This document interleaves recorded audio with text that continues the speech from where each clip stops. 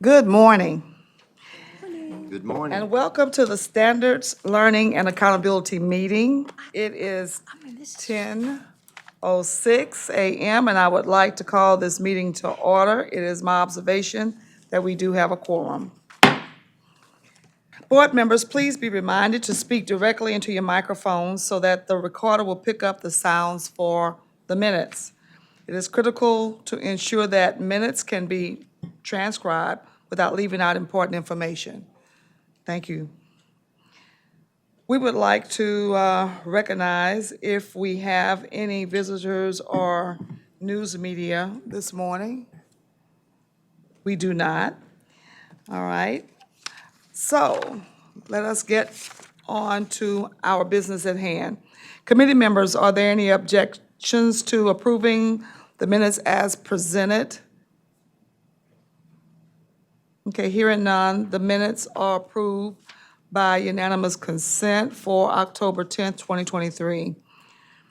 Are there any objections to approving today's agenda as presented? Hearing none, the agenda is approved by unanimous consent. And we do not have anyone signed up for public comment today, so we do have 4 committee items for approval this morning. And I will begin with the first item, SLA 01. It's a recommendation from the 2023 Instructional Materials Review Panel with Chris Stewart, Program Coordinator in the Office of Instructional Materials, Lee DeAndre, Director of Office of Instructional Materials, and Matthew Ferguson, Deputy Superintendent, in the Division of College and Career Readiness. All of them are. Good morning. Good morning. How are y'all? You're fine, thank you. Well, thank y'all. I apologize in advance a little bit that most of the work that will be happening today is coming through our office, but it's a lot of important work and kind of building upon the last meeting, you're going to see a lot of pieces coming together. So in our last subcommittee meeting, we talked about the competencies and how to address literacy instruction in higher ed. You'll get math and standards a little bit later, but today I'm going to be talking about the approval of instructional materials, and the big ticket item on these recommendations are the materials for English language arts. And so I want to start with that timeline and kind of talk you through where we are in that, but I also have to say, at our last meeting, when I was driving to the review panel site, I have 3 children in South Carolina Public Schools. I have a 10-year-old or 11-year-old, a 9-year-old, and a 4-year-old. And it hit me that my 4-year-old daughter will likely be in high school when this process occurs again. So her entire matriculation will likely be under the materials that we are looking at adopting today. And my 5th and 4th grader will be in college by the time we go through this process again. So it's an impactful decision that you make today. It also comes with a high cost. About $200 million will go into the adoption of these materials. So the process for this year's adoption really started in earnest in February when we put out a proposal for bid.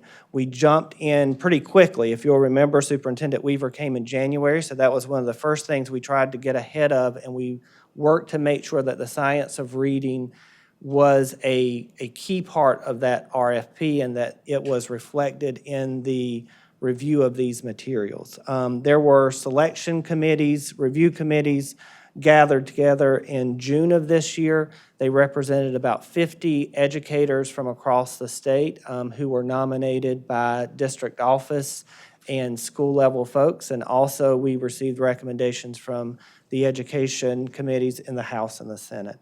Those members met first in June, and then they received the materials. They worked through those materials June, July, August, and they also came back in September.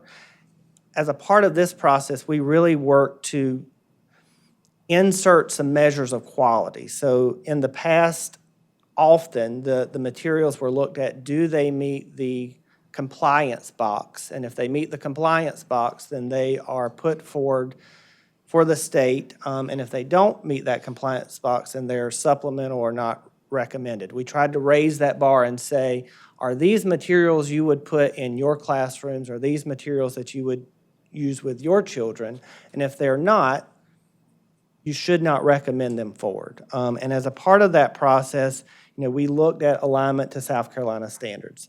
The state board recently adopted and will be implementing new ELA standards in the next school year, and those standards are much more South Carolina specific standards than the standards that came before. They are not Common Core like, they are not Common Core light, they are South Carolina College and Career Ready standards, and so that required us to look very closely at the materials that were submitted so that we were making sure that those materials were aligned with South Carolina standards. We also looked at the accuracy of information provided. We looked at the digital characteristics, the characteristics around interoperability, which is what allows us to source these materials into the instruction hub and make them available digitally across the state. And so that really allows us to say that these materials are available to a child in Allendale, just like they are available to a child in Greenville, and that they have access digitally. What that interoperability standard also allows us to do is it allows us to look at the item level and say, this particular selection, this particular item is not appropriate for Berkeley County. This particular item is not appropriate for South Carolina, and that item can be turned off without having the entire materials come out. So that interoperability piece was very important. We also introduced a review process that looked at current South Carolina law. So for example, there is a proviso in place, 1.93, that is the partisanship curriculum review. And so we asked the review panels to look at that proviso and to determine whether or not the materials met the requirements of the proviso. I will remind all of y'all that we applied that same process to the EL curriculum review in Charleston, and we came to the board a few months back and said after reviewing that curriculum in light of the proviso, we no longer recommended EL for deployment in our PLP schools. And you'll also notice that that curriculum is not in the list of recommended curriculum for this adoption. Finally, we looked at a review of unsolicited strategies to make sure that there were not parts in there that we really just don't find helpful for teaching in South Carolina. So an example of that is miscue analysis in the 3 queuing system. We looked specifically at that because Proviso 1A73 directs us not to include any reading materials that include miscue analysis and 3 queuing. And so that review was also done as a part of the process of recommending these materials to you. After we did that review, the materials that are before you and were put out for public comment, they were approved by 2/3 vote of the review committee, and they have been out for over 30 days at this point for public comment. I believe you received a copy of the comments that were received. The vast majority of those comments were positive. Most were pointing to a particular curriculum or particular resource that said, we really like X or we really like Y. There were some very specific paragraphs, stories that were called out, and they asked us to look more specifically at those stories, and that's something we will continue to do as we look to roll this out. And it's why also our motion's going to be, the motion we are requesting you to make, I should say, is going to be contingent in just a moment.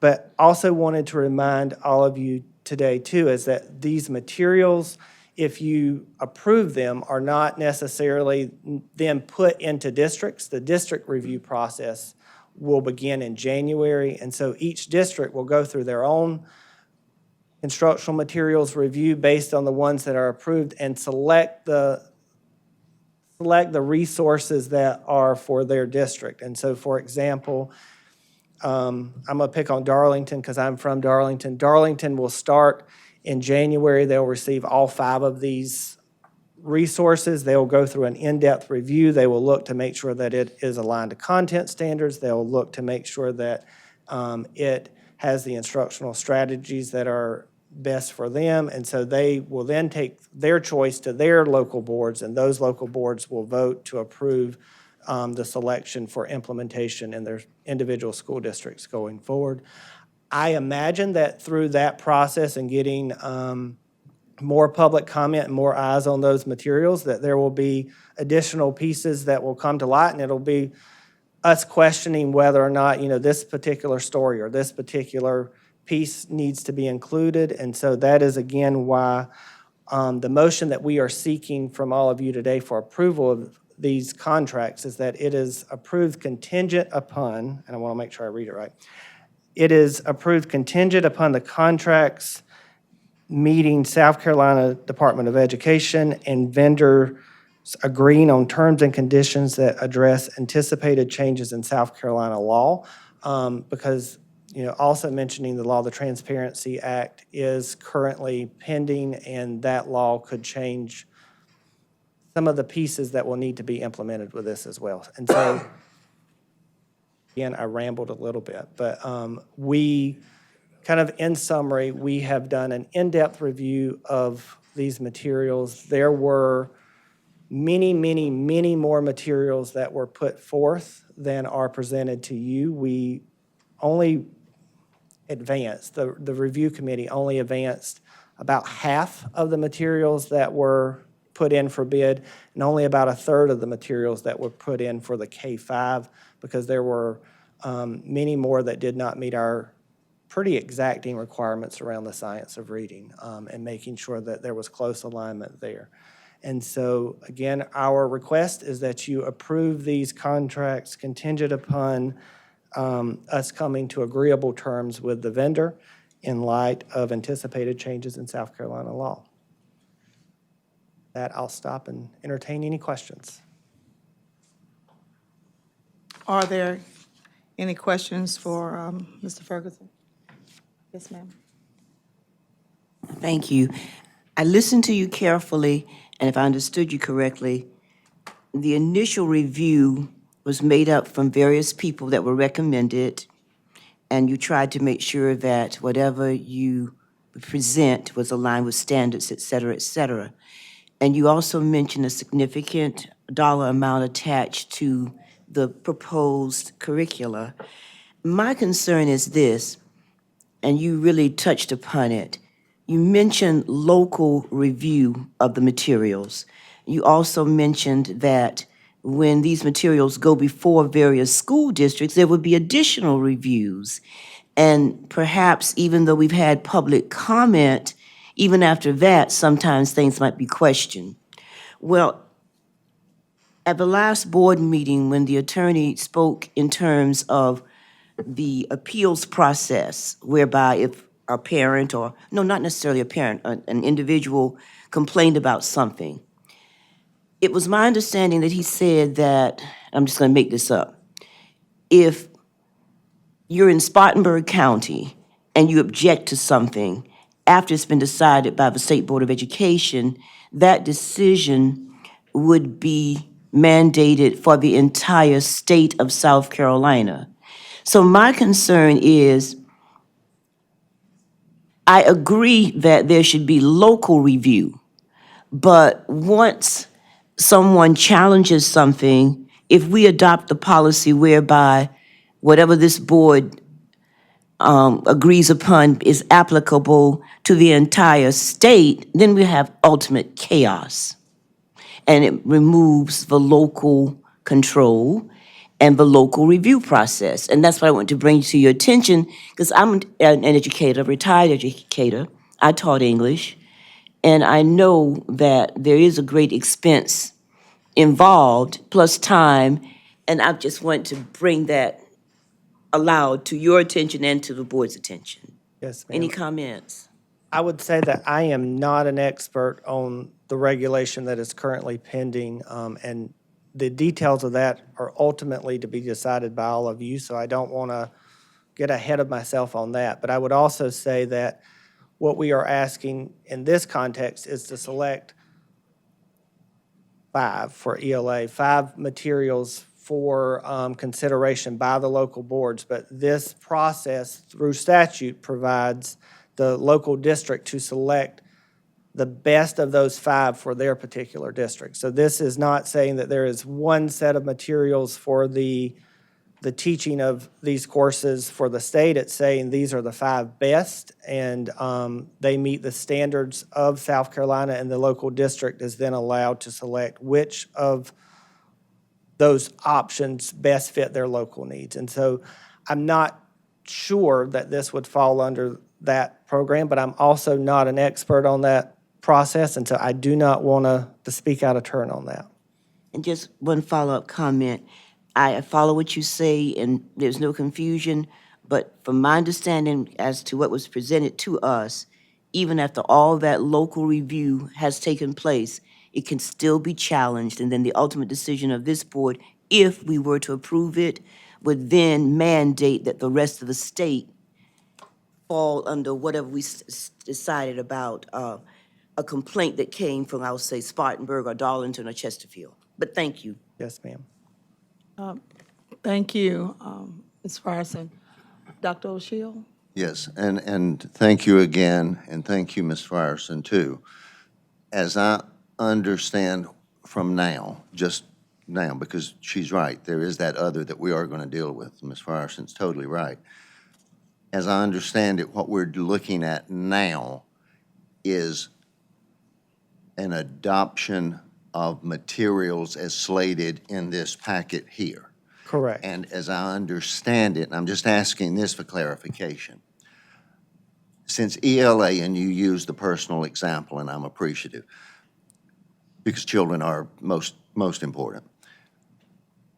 The efforts of ELA has been, or have been, to create a unified approach using different texts that will all promote what we're trying to do through the science of reading. Is that somewhat, am I trying to read that correctly, or am I messing that up? You've got it. No, sir, that's right. And with that being said, and the reason I say, I sort of like part of this because when my children were coming through, they were done with much more of a whole language approach. And they're both college graduates, and they both do well, and they both read well. But when it comes to breaking down words, sometimes that's just lost.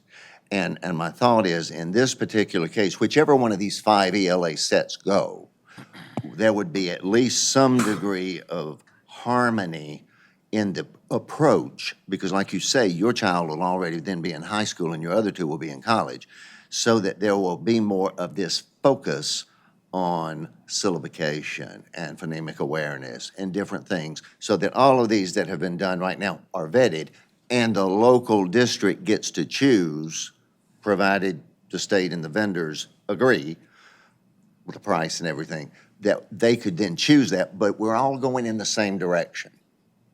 Is that sort of right? Yes, sir. So to kind of build off of that, what we are trying to do is create a buffet of good options. And so these are the best options that are out there. They're the highest quality options that are out there. So a district could choose any of these 5, and they would have a strong instructional program that is based in the science of reading. There are pros and cons to each of the 5, and so districts will have to make choices about which is best for their local context, but any of the 5 provide a strong instructional program in reading That that's would grounded in the science of reading. And I'm sorry, that would focus on those 5 premises that are part of the science of reading. Yes, sir. Yes, sir, Mr. Harrington. Thank you, Madam Chair. I'd like to ask a question, please. In this, you said something about 12-year period. Are you saying that once this is established, it can't be, if something works out to be better, it can't be implemented when it comes along? No, sir. So I guess I should clarify. It could change next year. It could change in 5 years. Just in the recent history, the last time we adopted elementary materials, they're way, way old. So if we follow our recent past, my children will have finished their entire K-12 And I career. guess you were following the science of math development too, is that right? Yes, sir, we're doing quite a bit of research into that right now to find what are the best practices around math so that when we are here next year and we are bringing you recommendations around math, it'll be based in evidence-based practices. Yes, sir. I don't know if you're aware of it, but your hometown district, Darlington, was ranked number 8 in the state in terms of career and college readiness. for Yes, sir, I emphasis did see students. that. Yeah. Yes, sir. I have just one question. So, but the standards change about every 7 years? Yes, ma'am. So the materials that we're selecting are supposed to, we're selecting them based on the new standards right Correct. now. And then in 7 years, we may not have the option to look at different materials that go with the new standards? We would have the option if the funding is available. So the adoption of materials is always dependent upon available funding. And $200 million is a lot of money, and math will be next year. We're also asking for a lot of money for the adoption of new math materials. So hopefully in 6 years, 7 years, but the last time it was delayed.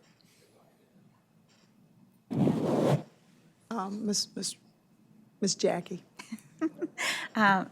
Thank you, Mr. Ferguson, for the presentation. I know that your office has been putting in so much work on this, so I really appreciate that. I was interested to know, as far as the public participation and review, can you tell whether this year from previous years, if there was more public participation, or did it seem like the public was interested in this more, since education is such a important topic right now in our communities? That is a really good question. I will say, I'm going to have to look to Chris for, It's picked up in the last couple of years. Last year, we had more comments, and the second year we was social studies. Well, last year was not very many, but it was biology. The year before was social studies, we had a lot of comments. And this year we had about 113 comments, which is a little less than a couple of years ago, but that's an increase. That's an increase. Some years we only had about 30 comments. and thank Chris for her historical context. So I know we've been monitoring the comments that have come in, but I was not sure how that compared to prior years. Well, thank you. Yes, ma'am. Thank you. Are there any other questions or comments for item 1? Thank you so much, Mr. Ferguson. Thank you. We now seek a motion to approve SLA action item 1 within our committee. Is there a motion to approve? I so move. Thank you. Ms. Johnson, is there a second? Second. Thank you, Dr. Henley. All in favor of the motions, please signify by saying aye. Aye. All opposed, like by like signs. Okay, the motion carries. Again, thank you, Mr. Ferguson. Our second action item is number 2. This is a report from the Instructional Materials Committee for the 2024 adoptions cycle with the same team. Oh, you are Chris Stewart. Ms. Stewart. Yes. Amen. Good morning, Ms. Good Stewart. morning. So the last report involved the 23 adoption cycle that's kind of coming to a close. And this report is is the beginning, the start of the 24 adoption cycle. So the State Board's Instructional Material Advisory Committee met in November, and it is submitting 4 recommendations. The first recommendation is for the subject areas that will have new materials reviewed in 2024. And those areas include K-5, 6, 8, and 9, 12 math, AP computer science courses, and about 70 career and technical education courses. Okay? So there's a lot to be reviewed. The second recommendation is the prioritization list. The advisory committee places in priority order each year the subject areas with unfunded or new materials for purchasing. So the State Department of Education uses the State Board's approved prioritization order for purchasing materials based on the allocation they receive for FY '24-25. The third recommendation is for contract extensions. So any materials with expiring contracts that need one-year extensions, we need your permission to extend that contract for an additional year so that those materials can remain available in the classroom until new materials are purchased. And the fourth item is the calendar of events, and it kind of goes back to some of the items that Dr. Matthew talked about. It outlines all of the major activities and the timeline for the 24 instruction materials adoption cycle. So these are submitted for your approval. Thank you so much. Are there any questions or comments for Ms. Stewart?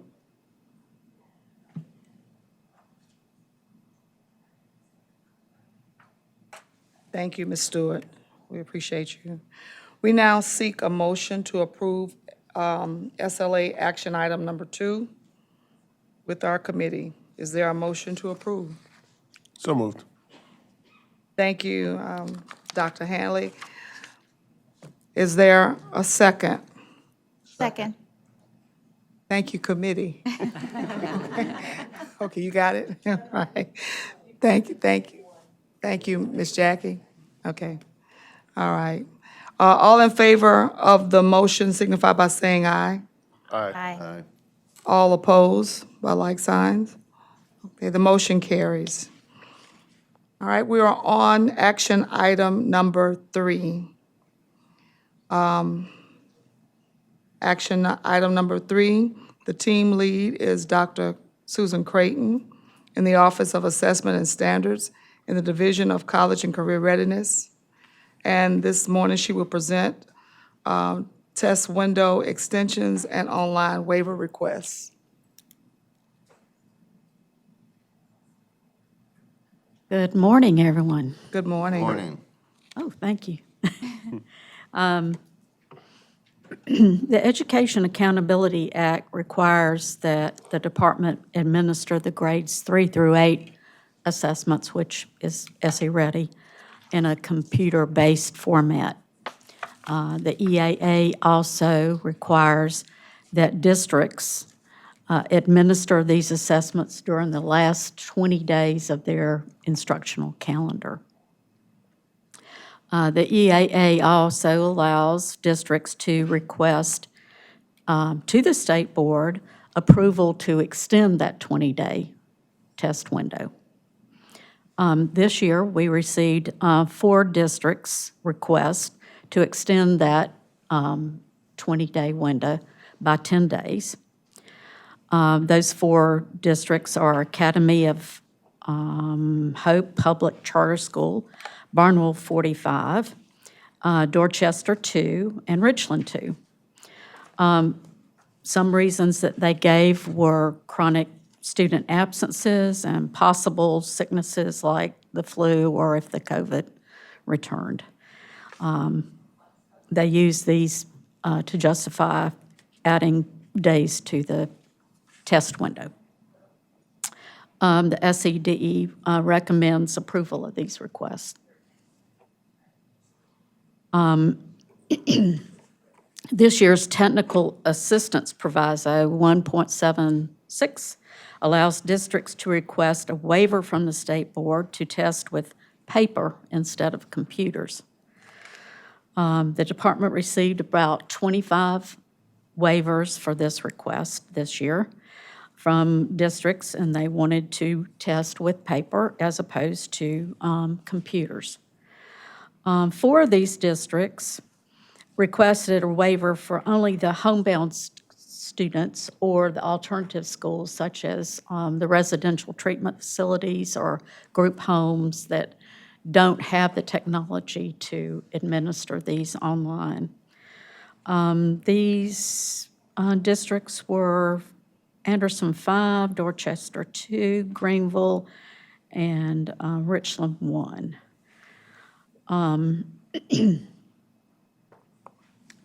Other districts, including Charleston, specific schools in Charleston, East Link Academy, which is in Limestone Charter School District, Hampton County School District, and Libertas Charter School, which is in the Erskine School District, indicated that they had specific technology issues that would prevent them from testing students via computer and were requesting, of course, paper.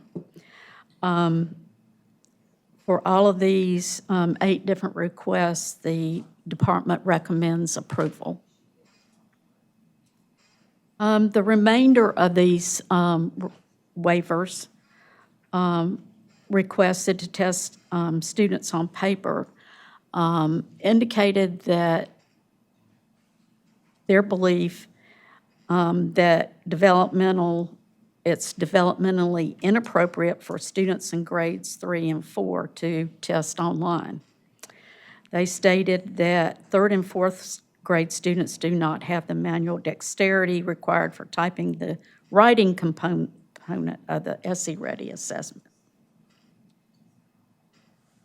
And one charter school indicated that most of their students have disabilities as a reason not to test online. The department recommends that these requests are denied because districts have the capability to test the students online. They have been testing students online, and all students have one-to-one devices that they use each day. So in summary, the department recommends that online testing waivers are approved for the following districts: Anderson 5, Charleston, Dorchester 2, East Link Academy, Greenville, Hampton, and Richland 1. The department recommends the test window extensions are approved for Academy of Hope, Barnwell, Dorchester 2, and Richland 2. And the department recommends that online waiver requests are denied for Abbeville, Florence 1, Florence 2, Horry, Kershaw, Lawrence 56, Lexington 3, Marion, Palmetto Achievement Center for Excellence, Richland 2, Spartanburg 1, 2, and 3, Spartanburg 5, 6, and 7, and Williamsburg. I'll be glad to answer any questions. Okay, my folks are ready and to ask questions. Ms. Alston? Thank you, Madam Chair. Ms. Creighton, do we have any, I realize that there is a proviso that calls for this. Do we have any research and any information that our SC Ready scores tend to be better when children are given an opportunity, especially at that young age, to do paper testing as opposed to the computer? We have conducted several comparability tests over the years. All of them, 2 or 3 of the comparability tests. The most recent one we just released, and that was done with 2021 data, and it shows no statistical difference between students' performance using paper compared to computer-based testing, and that includes all grade levels. All grade levels. Okay. Thank you. You're welcome. Are there any other questions? I have maybe 1 or 2, Dr. Creighton. So the data doesn't show that there's any difference. But what if the districts are having issues with technology and they've not been doing any kind of assessments the whole year using technology, therefore they request what they request because they don't believe that their students are apt in using the technology? Mr. Ferguson? Sure. I would say about that there is also a requirement that formative benchmark assessments be provided to all students K-8 3 times a year. all of those assessments are administered online. And so all of those students are testing 3 times a year required by law as well. And so that is in place. It is also true that all of the districts, minus I think one at this point, have also put in the e-learning district waiver so that they can provide virtual instruction on inclement weather days. And so what I said to the superintendents is it's sometimes difficult for me, and David was there when I said this, it's difficult for me to read this application saying I can stay home on a snow day and administer instruction virtually, but I can't administer a test virtually when the kids are in the school building. And so I said to them, please help me reconcile that difference. And I asked the question because I too was thinking on those same lines. I go way back with Dr. Creighton as a district test coordinator. Another question, is it more, does it cost more to do paper or pencil than it does online? Absolutely, yes. I knew that answer, but I wanted others to know. And in addition to the cost, it is also more time-consuming to organize, to pack tests, to hand out. So there's a human cost involved in addition Right. to the increase. Human labor and packing the boxes and shipping them back and and following the directions on paper, correctly. Any other questions? Ms. Frierson? Madam Chair, I have a question for both of the experts. I heard that it's mandated that 3 times a year, certain assessments are done on the computer. I want you all to clearly understand that even if something of that nature is mandated, if students don't generally have access at home or in a school district wherein computers are not used on a very frequent basis, that does not equate with competency in using those devices, and it could negatively impact the outcome of those scores. Further, even in counties that one might think would have the resources to have adequate internet connections and connectivity, like Richland, it's not always the case. During COVID, and this is really regrettable, but it's true, sometimes students would have to go to a parking lot and have access to a hotspot so that they could get the internet connection. So even if it is not cost effective necessarily, even if it costs more to use paper and pencil, the reality is that in South Carolina, the internet connectivity is not equal. We're working on it and it's improving, but to say that something is required 3 times, so yeah, what's the difference? The difference can be that you might be able to use it, but your comfort level is not there. And the resources for all schools in this state, of course, are not the same. So I want you all to keep that in mind. And it's very dangerous, in my opinion, to equate cost of something, well, it costs more, so let's not do it, when you're talking about the impact on a child's learning. Thank you, Ms. Frierson. Any other Can I questions? comment? Oh, sure, I'm sorry. The districts that told us of their technology issues, I'm recommending that we approve those. If they did not mention technology issues, the proviso is under the technology assistance. So if they indicated on their justification that they were having problems, like in Hampton, I recommended approval. Just one follow-up question. I heard Greenville and I heard Richland 1 and Richland 2. What was the disposition in terms of what they requested and what you all recommended, please, for Greenville, Richland 1, and Richland 2? They were just asking for a waiver in the group homes and the residential treatment facilities. Greenville and other counties don't have any control over internet connectivity or for those types of places, and home-based and medical students. Thank you.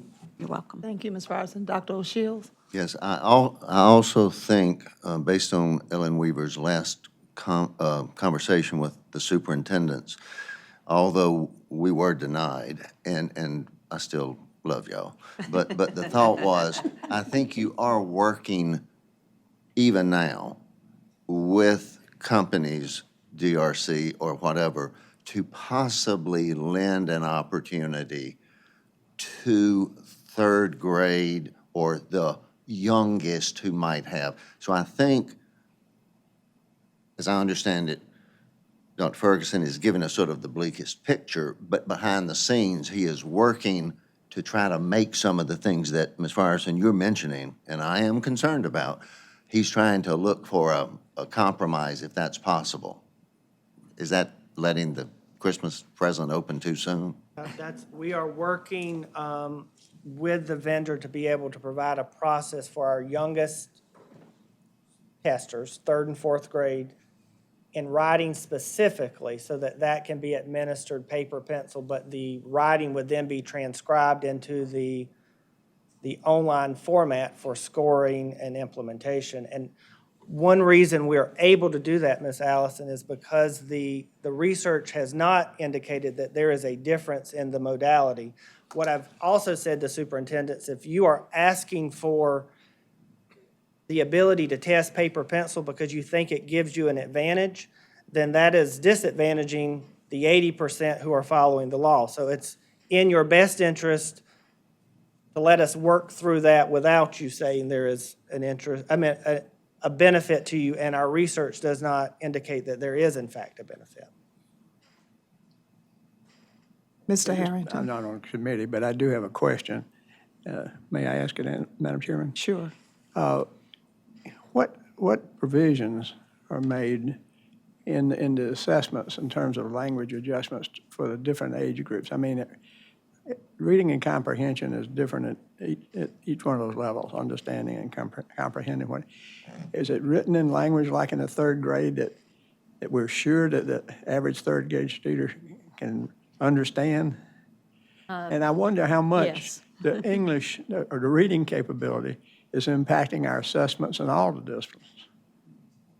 We do look at readability when of course, the standards are developed, and in the assessments, we do a readability check using various different methods. So yes, we can say that it's on a 3rd grade level or a 4th grade level for the average student.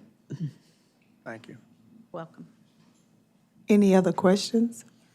I'll just say, as someone who has to give that test every year, and I have for years, and I'm still giving that test, it is difficult for 3rd and 4th grade.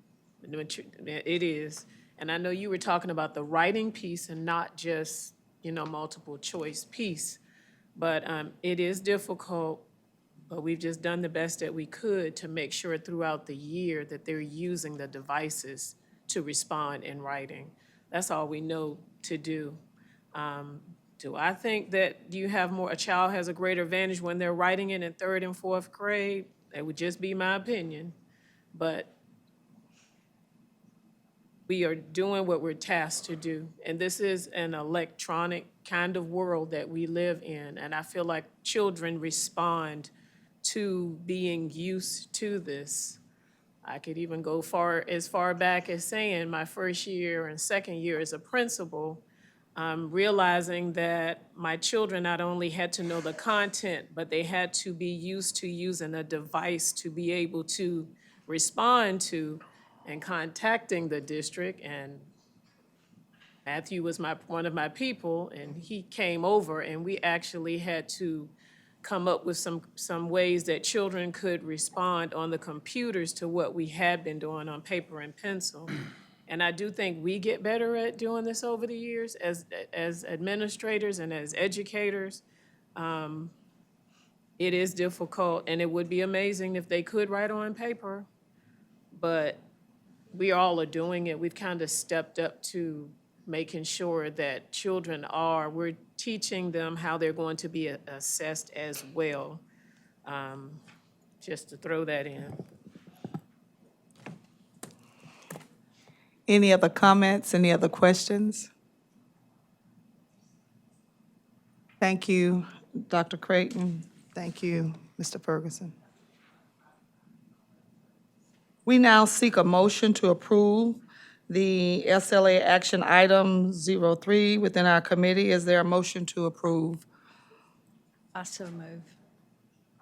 Thank you so much. Ms. Johnson, is there a second? Second? Thank you, and I'm going to do this. I've been working on this for months. Terrible. Terrible. Terrabil. Terrible. And I'm not being disrespectful. She knows that I've been course struggling not. with this for a long time. Thank you, Terrible. Okay. There's been a second for the motion that was given. All in favor of the motion signify by saying aye. Aye. Okay, all opposed, like signs. Okay, the motion carries. Thank you so much, Dr. Creighton. And Mr. Ferguson, thank you for the request on the test window extension and the online waiver request and on answering the questions that we were concerned with. Our final action item, number 4, is the 2023 South Carolina College and Career Ready Mathematics Standards for its second reading. And it is to be presented by Sandra Amons, team leader in the Office of Assessment and Standards Division of College and Career Readiness. Good morning. Thank you. Good morning.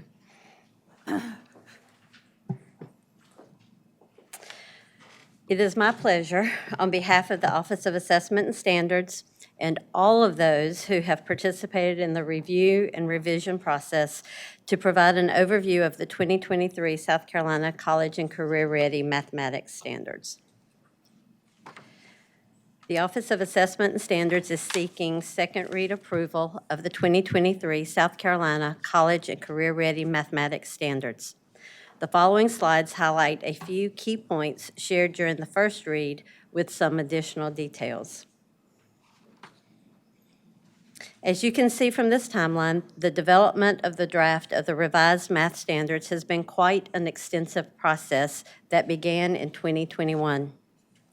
Upon approval of the standards document, the Office of Assessment and Standards will develop supplemental resources and statewide professional development to include face-to-face, regional, and virtual sessions, along with webinars and online courses, with full implementation for instruction and assessment to be in the 2025 school year.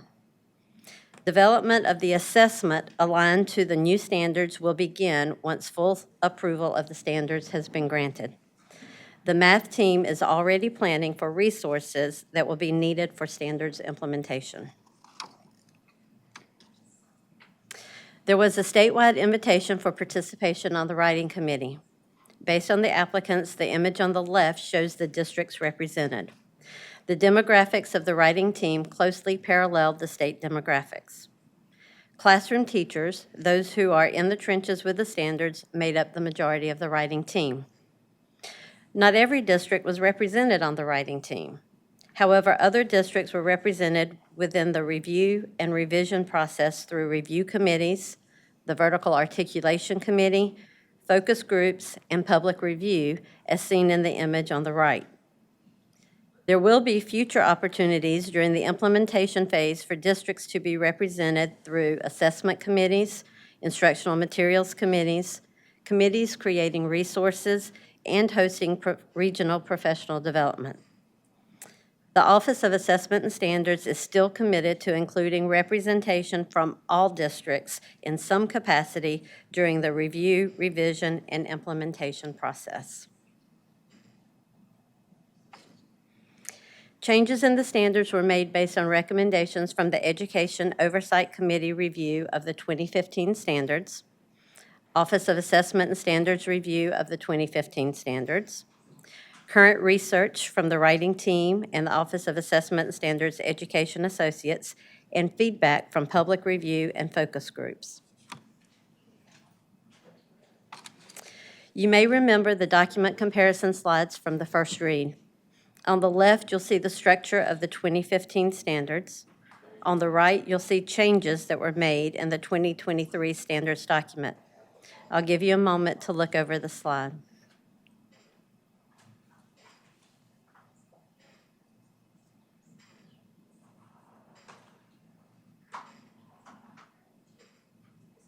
To highlight a few key points, notice the organization of the 2023 document with learning that progresses through the indicators, consistent grade band standards, and the prioritization of learning, leading to the overall reduction of indicators.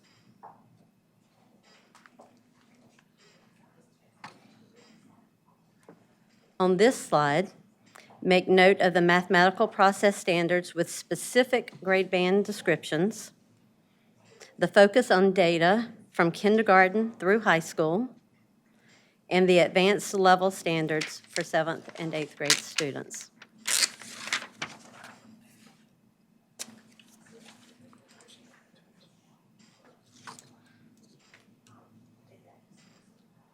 This graphic from Appendix A of the standards document shows the new course pathway options for high school students. You may recall from the first read presentation that Geometry with Statistics comes before Algebra 1 in the 2023 Math Standards document.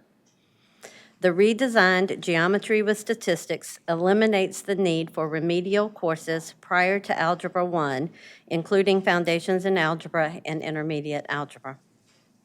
The redesign and reorder of Geometry in Algebra 1 does not change the fact that Algebra 1 is the gateway course. The Office of Assessment and Standards strongly recommends that Algebra 1 remain the EOCEP course. After completing Algebra 1, students have a choice in pathways. They may follow the traditional college readiness pathway to Algebra 2 with probability, and then have fourth course options found in the box on the right. The other pathway for career or military readiness moves from Algebra 1 to the box at the bottom of the graphic. However, if students decide to attend college, they can jump back up to Algebra 2 with probability and follow the college pathway. Alternately, a student could move from Algebra 2 with probability down to one of the courses in the career military pathway.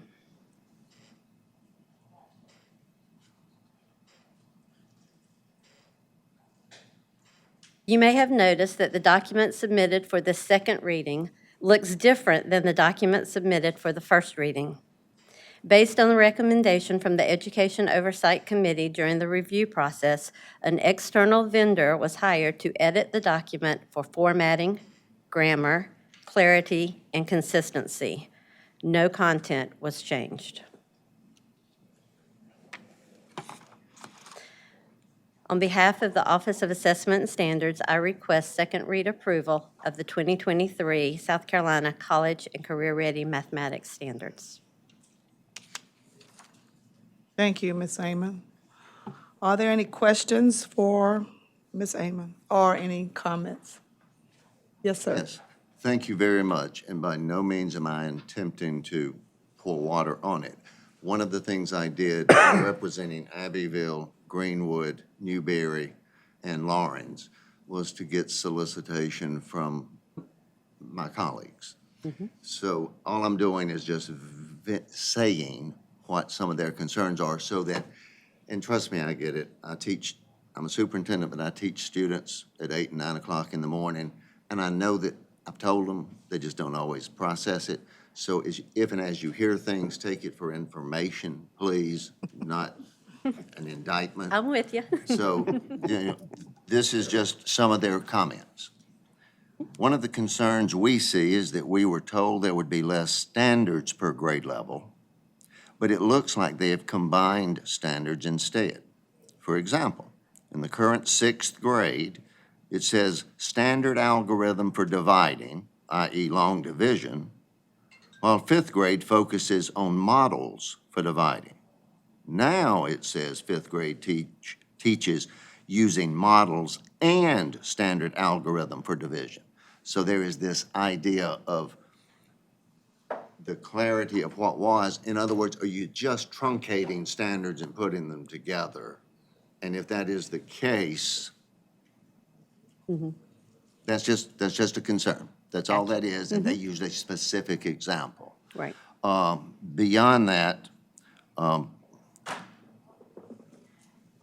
this one comes pretty clearly. It says, overall, we're happy with the new drafted standards and feel that the State Department truly listened to teachers' needs and wants for these new standards. We look forward to implementing them in the 25-26 year if approved. We do suggest we try implementing K-2 next year to attempt a slow rollout where there are as little gaps to fill as possible. That's just a, you know. Further yet, another one of the superintendents, I know some of the people are not happy with geometry coming before Algebra 1, but when I look at the standards the way they are written, I see that students can be successful in that course without Algebra 1, and it will also front-load some of the Algebra 1 standards to possibly help increase EOC scores. New high school courses will better help our lower-performing students do better on the WIN test, since they're doing those courses as they will be covering them. And finally, a good change for what we currently have, and it will spread concepts out so no grade is suffering from too many standards to cover, which is what's happening now. And then finally, another superintendent said, we have some concerns as it relates to geometry with statistics ahead of Algebra 1. So you're not getting uniformity, but you're getting what you're getting.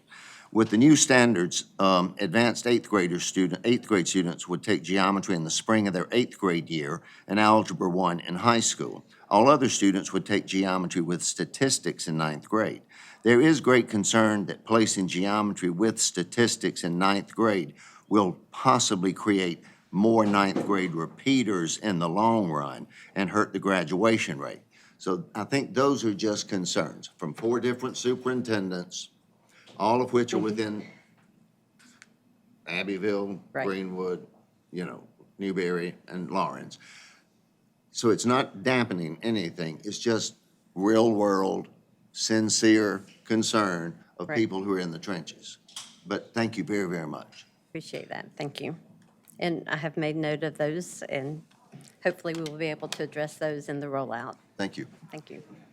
Any others, Mr. Harrington? Yeah, I'm not a member of this committee, but I'd still like to ask a question. You said that on the college and career readiness, they had a couple of courses, options that they could take there. And you mentioned military and career readiness. I know the only career standard assessment I know of is work keys, and WIN, I think, is what we use for that assessment here in this state. But I understand that 1 out of 5 student that applies to go in the military doesn't qualify, there's only 1 out of 5 qualify. Are these assessments in math, and especially in that career path where they're looking for work or military, do we know what the assessments are from the military? Are we sure that we're preparing those students to be able to pass those tests? We have had feedback from a variety of areas, and the course information in those, the content is aligned with what students would need for real life, which is more of what that they're looking for on those assessments getting into the military. And so we're hoping that this pathway is going to strengthen the scores for those. I know you may not be able to meet some of the higher level requirements of some of the military fields or some of the higher technical requirements for some of the career work, but at least we ought to be preparing them to the minimum level of Right. entry-level jobs And that's what we're aiming to do with these And new then- courses. and regular military service without any technology tied to it. Yes, sir. Any others? I have a comment. Just thinking about people that I know personally in education. One of the questions I have is 8th graders. they start getting their units in 8th grade. So now, instead of Algebra 1, they're going to be going into geometry. It's a comment. That's all it is. When you have these awesome math teachers that have been teaching Algebra 1, and they've been having some awesome end of course, results. Now they've got to learn to teach with mastery geometry. It's a comment. But it's a true comment, isn't it? Oh, it is. Okay. All right. Thank you. Thank you so much. If there are any other questions or comments, if not, thank you. Thank you, Ms. Ammon. Thank you. We now seek a motion to approve SLA item number 4 with our committee. Is there a motion to approve? So moved. Okay, so moved, Dr. Hanley. Is there a second? I'll second it. A second, Ms. Johnson. All in favor of the motion and to approve item number 4, signify by saying aye. Aye. All opposed by like signs. Okay, motion carries. All right, we're down to the consent agenda. Members, do I have a motion to place action items 1, 2, 3, and 4 on the consent agenda? Just a moment, 4 won't go on the consent agenda. It'll be separate because it's second reading. Oh. So 1, 2, and 3 on the consent agenda. Do I have a motion? So move. Anybody? Yes. Okay, so move, Ms. Johnson. Is there a second? Second. Okay, second, Dr. Hanley. All in favor of the motion signify by saying aye. Aye. All opposed by like signs. The motion carries. So items 1, 2, and 3 of our standards and learning accountability action items will be placed on the consent agenda. Is there any other business to come before this committee? Okay, with no other business, we adjourn, and thank you for a wonderful